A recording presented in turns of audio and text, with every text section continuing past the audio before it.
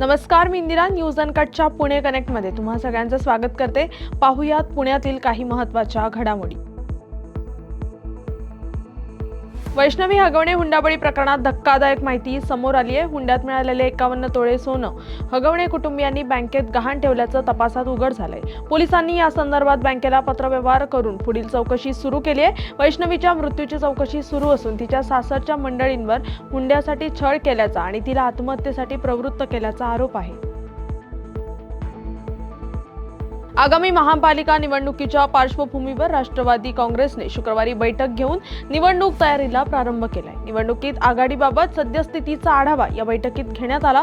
तसंच प्रभाग रचनेसंदर्भात तक्रारी नोंदविण्यासाठी स्थायी समितीचे माजी अध्यक्ष विशाल तांबे यांच्याकडे जबाबदारी सोपवण्यात आली आहे.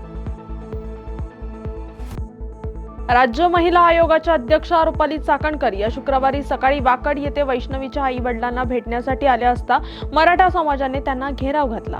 वैष्णवी आणि मयूर जगताप हगवणे यांना न्याय देण्यात महिला आयोग कमी पडल्याचा आरोप करण्यात आलाय. मी या प्रकरणात स्वतः अर्जदार आहे. पोलिसांना कारवाईचे पत्र देण्यात आले. राजकीय दबाव असता तर या प्रकरणाची स्वतःहून दखल घेतली नसती, असं चाकणकर यांनी स्पष्ट केलंय. पुण्यात जनसेवा फाउंडेशनच्या नवीन कौशल्य विकास केंद्राचे उद्योग मंत्री उदय सामंत यांच्या हस्ते उद्घाटन झालं.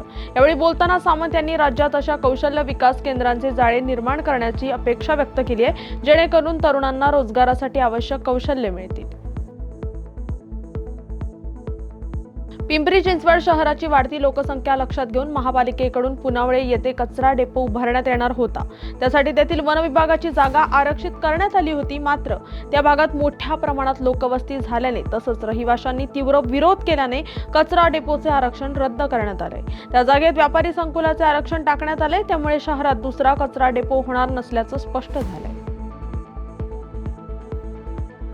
शहरात 102 अति धोकादायक वाड्या आणि इमारती असून त्यातील 13 वाड्यांचा भाग महापालिकेच्या बांधकाम विभागाने सुरक्षिततेच्या कारणास्तव उतरवलाय. येत्या 7 जून पर्यंत शहरातील 50 ते 60 अति धोकादायक वाड्यांचा भाग काढून टाकण्याचे नियोजन बांधकाम विभागाने केलंय. राज्यातील कोरोना रुग्णसंख्येत वाढ सुरू असून गेल्या 24 तासात आणखी 45 रुग्ण आढळलेत. राज्यात सर्वाधिक 35 रुग्ण मुंबईत असून पुण्यातही 4 जणांना संसर्ग झालाय. या महिन्यात कोरोनाचे एकूण 177 रुग्ण आढळले आहेत. महाराष्ट्र राज्य परीक्षा परिषदेतर्फे घेतली जाणारी शिक्षक अभियोग्यता आणि बुद्धिमत्ता चाचणीच्या वेळापत्रकात बदल करण्यात आलाय. आता ही चाचणी 2 टप्प्यात आयोजित करण्यात आली असून 27 ते 30 मे, 2 ते 5 जून या कालावधीत ही चाचणी घेतली जाणार आहे. जिल्ह्यात साधारणपणे जून ते सप्टेंबर या महिन्यात सरासरी 862 मिलीमीटर तर जून ते ऑक्टोबर या कालावधीत सरासरी 940 मिलीमीटर अशी पावसाची सरासरी आकडेवारी राज्य शासनाने निर्धारित केली आहे. त्या अनुषंगाने जिल्हा आपत्ती व्यवस्थापन विभागाकडून पुणे, पिंपरी चिंचवड तसंच ग्रामीण भागासाठीच्या पूर्वतयारी बैठका या घेण्यात आल्या. पुण्यातील खराडी परिसरात अमेरिकन नागरिकांना डिजिटल अरेस्टच्या नावाखाली फसवणाऱ्या एका बनावट कॉल सेंटरवर पोलिसांनी छापा टाकला. या कारवाईत 100हून अधिक गुजराती भाषिक कर्मचाऱ्यांना ताब्यात घेण्यात आलं असून या प्रकरणी 5 जणांना अटक करण्यात आली आहे. या बातमीचा वेळ झाली आहे. पुणे कनेक्टमध्ये इथेच थांबायची. तोपर्यंत पाहत राहा न्यूज अनकट.